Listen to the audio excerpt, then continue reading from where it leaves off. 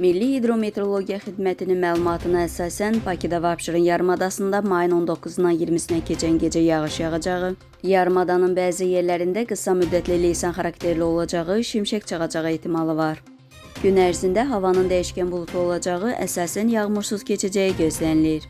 Mülayim şimal-qərb küləyi gündüz cənub-şərq küləyi ilə əvəz olunacaq. Havanın temperaturu gecə 15-18 dərəcə isti, gündüz 21-26 dərəcə isti olacaq.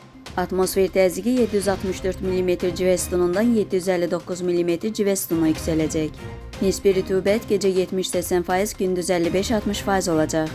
Azərbaycanın rayonlarında bəzi yerlərdə arabir yağış yağacağı, şimşək çaxacağı gözlənilir.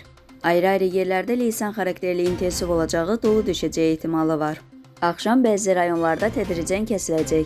Arabir duman olacaq. Mülayim qərb küləyi bəzi yerlərdə arabir güclənəcək. Havanın temperaturu gecə 13-18 dərəcə isti, gündüz 22-27 dərəcə isti. Dağlarda gecə 5-10 dərəcə isti, gündüz 12-17 dərəcə isti olacaq.